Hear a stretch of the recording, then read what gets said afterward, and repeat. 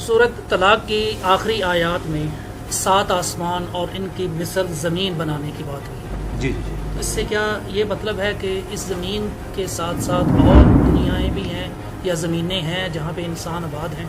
اور اگر ہیں تو کیا وہاں پر بھی آپ صلی اللہ علیہ وآلہ وسلم مبعوث ہوئے ہیں کہ آپ رحمت للعالمین ہیں؟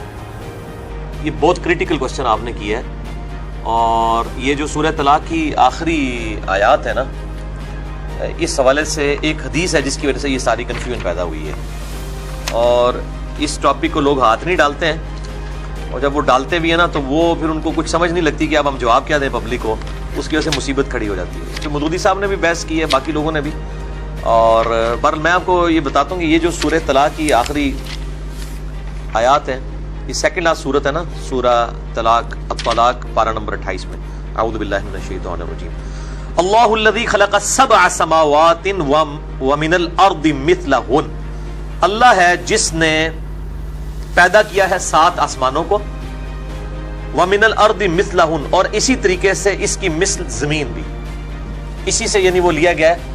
بعض لوگ کہتے ہیں یہ ترجمہ ہے کہ جس طرح اللہ نے آسمانوں کو پیدا کیا اسی طرح اللہ نے زمین کو پیدا کیا۔ بعض کہتے ہیں نہیں، یہ جو مثلہن ہے اس سے مراد زمینیں بھی 7 ہیں۔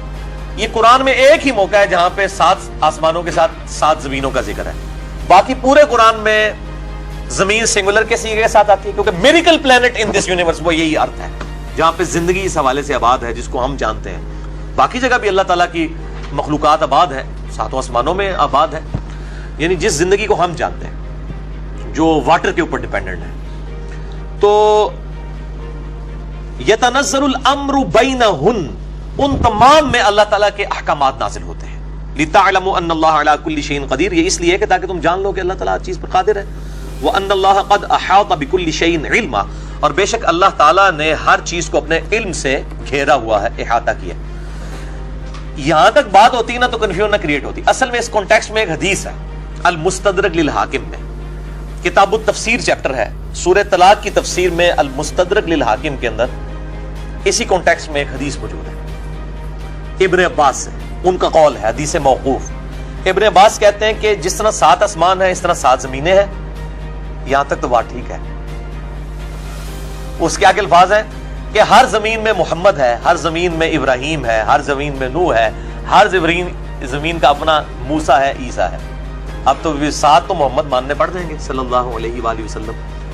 تو یہ روایت ہے بڑی خطرناک، لیکن یہ روایت منقطع ہے، اگرچہ امام حاکم نے اسے بخاری و مسلم کی شرط پہ صحیح کہا ہے، لیکن اس میں جو ابو الضحیٰ راوی ہیں تابعی جو ابن عباس سے یہ روایت کر رہا ہے، وہ روایت انقطاع ہے، اس کے ابن عباس سے سماعی ثابت نہیں ہے۔ لیکن اب یہ ہماری مین سٹریم کی کتاب میں آ گیا، چونکہ المستدرک للحاکم میں اور باقی کتابوں میں بھی آیا ہے، اور مفسرین نے اسی حدیث کو کوٹ بھی کیا ہے، اور کچھ بڑے محدثین نے اسے تعلیقاً بھی روایت کی ہے۔ تو چونکہ یہ روایت ہی ثابت نہیں ہے، لہذا محمد ایک ہی ہے صلی اللہ علیہ وآلہ وسلم۔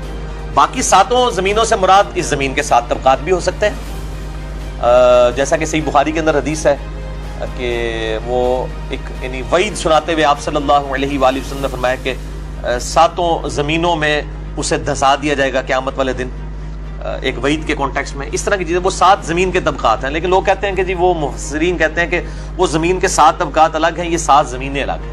اور 7 کا ایک ورڈ عموماً بھی مطلب 70 ہو گیا، 7 ہو گیا، یہ ورڈ عربی میں استعمال بھی ہوتا ہے۔ تو ہمیں کوئی نہیں، پلانٹس تو جناب بلینز کی تعداد میں، یعنی تقریباً 250 ارب گلیکسیز دریافت ہو چکی ہیں اس یونیورس میں، اور ہر گلیکسی میں 300 ارب سے زیادہ سورج ہیں، جن میں سے ایک سورج ہمارا ہی ہے ملکی وے میں۔ اس طرح کے 300 ارب اور سورج ہیں صرف اس ملکی وے ہماری گلیکسی میں، اور اس طرح کی 250 ارب گلیکسیز اور ہیں۔ وہ تو آپ سائنٹسٹ کہتے ہیں کہ سمندر کے جو ساحل سمندر کے کنارے پہ جو ریت کے ذرات ہیں وہ کم ہے، اور زمین جو کائنات میں پلانٹس اور سیارے اور سٹارز اس سے زیادہ دریافت ہو چکے ہیں۔ تو عین ممکن ہے کہ اس طرح کے مطلب معاملات ہوں۔ باقی جو یہ وہ اتنا خطرناک معاملہ نہیں تھا، خطرناک معاملہ یہ تھا جو حدیث میں الفاظ ہیں کہ ہر زمین میں ایک نوح ہے، ہر زمین کا اپنا محمد ہے، عیسیٰ ہے، موسیٰ ہے، محمد ہے صلی اللہ علیہ وآلہ وسلم۔ تو یہ ایسا نہیں ہے، محمد ایک ہی ہے الحمدللہ، اور وہ اسی روئے ارض پہ جو اللہ تعالیٰ کی کریشن کا کلائمیکس ہے، یہ کرۂ ارض از اے میریکل پلانٹ۔ عالمین آپ کہہ رہی ہیں کہ نبی اسلام تو ہمارے عالم میں تھے نا؟ جی جی تو باقی کے عالمین کے اندر وہ رحمت کیسے ہیں؟ یس جی اوکے. اچھا دونوں اینگل سن لیں اس کے. اوکے دونوں اینگل جو ہے نا وہ بہت ضروری ہے کہ ہر مسلمان لڑکے لڑکی کو پتا ہو, کیونکہ یہ کوشچن جو ہے نا it's pertinent to many angles of knowledge. سورہ طلاق کی جو آخری آیت ہے نا اس میں غور سے سمجھے اللہ تعالیٰ کیا کہہ رہے ہیں. میں آپ کو پہلے قرآن کا اینگل دے دوں نا, اوکے بعد میں بتاتا ہوں اسکالرلی اینگل کیا ہے other than not against the Quran but in addition to this, وہ میں بعد میں بتاتا ہوں. سورۃ طلاق کی آخری آیت سے نا جاوید آپ نے اپنے لیپ ٹاپ پہ کھولیں اور وہ پڑھیں گے نا, جب آپ کو پتہ چلے گا کہ اللہ تعالیٰ کہہ رہے ہیں کہ ہم نے جتنے آسمان بنائے نا اتنی زمینیں بنائیں. ٹھیک ہے, جتنے آسمان بنائے اتنی زمینیں بنائیں, مطلب 7 آسمان بنائے اور اس یہی آیت ہے 7 آسمان بنائے اور انہی کے اندر اتنی زمینیں بنا دی مثلہن. اوکے اس جس طرح اس آسمان میں زمین ہے اسی مثال سے اس آسمان میں بھی زمین ہے, اور فلاں فلاں ہر 7 آسمانوں میں زمین ہے. ٹھیک ہے, ارض ہے. میں زمین کیوں بول رہا ہوں کیونکہ پاکستانی زمین کا لفظ بہت یوز کرتا ہے, نہ عربی میں یہ لفظ زمین ہے نہ انگلش میں ارتھ ہے. اوکے جس کو ہم زمین کہتے ہیں. اللہ تعالیٰ جس کو ارتھ بولتے ہیں وہ ارتھ نہیں ہے, وہ ارتھ پلانٹ کا نام ہے. جیسے وینس ایک پلانٹ کا نام ہے, اللہ تعالیٰ وینس کو بھی ارتھ ہی بولتے ہیں, اللہ تعالیٰ جوپیٹر کو بھی ارتھ ہی بولتے ہیں. ٹھیک ہے, غور سے سمجھے اس بات کو. یہ بات مسلمانوں کو بتائی نہیں جا رہی کہ قرآن پاک جب ارتھ بولتا ہے تو وہ ٹیرسٹرل پلین کو بولتا ہے. Okay you need to understand how Quran پاک از ٹیلنگ اس ٹو کہ دماغ کھول اپنے, مگر ہم نے نہیں. جہاں پہ ارتھ لکھا ہم نے یہاں پہ فٹ کر دیا اپنے. اب سورۃ طلاق میں یہاں پہ فٹ نہیں ہو سکتا, یہاں پہ آ کے کرنٹ مسلم مائنڈ ایکسپائر رہتی ہے, کیونکہ ان کو ارتھ کا مطلب ارتھ ہوتا ہے EARTH ارتھ. EARTH ارتھ والا انگلش والا ارتھ تھوڑی لکھا ہوا ہے اللہ نے تو ارتھ لکھا ہوا ہے عربی میں. ٹھیک ہے, ارتھ جو ہے وہ جوپیٹر بھی ارتھ ہے, وہ زمین کی ارتھ بھی ارتھ ہے, وہ کسی بھی ٹیرسٹرل پلین جو دنیا میں اللہ نے کائنات میں کہیں پہ بھی اللہ تعالیٰ ٹیرسٹرل پلانٹس بنائے وہ سب ارتھ ہے. اس کی آیت بتا رہا ہوں قرآن پاک سے, میں اپنی اوپینین نہیں بتا رہا ہوں. جس بھائی صاحب کو چاہے داڑھی والا ہو چاہے پروفیسر ہو کسی گورنمنٹ کالج میں, یا لبرل ہو چاہے مولوی ہو, اس کو مسئلہ ہو کہنا ہے بھائی قرآن پاک کی آیت پڑھ کے سنا رہا ہے وہ بندہ کہ جتنے آسمان بنائے ہیں انہی مثال سے زمینیں بھی بنائی ہیں. اب میں نے زمین کیوں بولا, اردو میں ہمیں پتا ہے زمینیں کیا ہوتی ہے. ٹھیک ہے,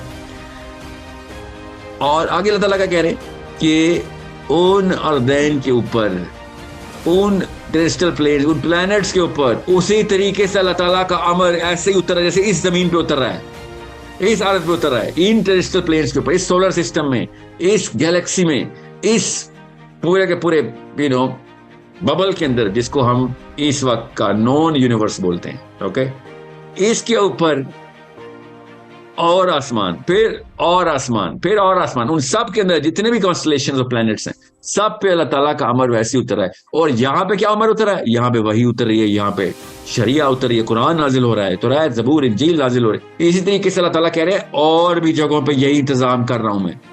سورۃ طلاق کی آخری آیت میں آپ کے سامنے قرآن پاک پریزنٹ کر رہا ہوں.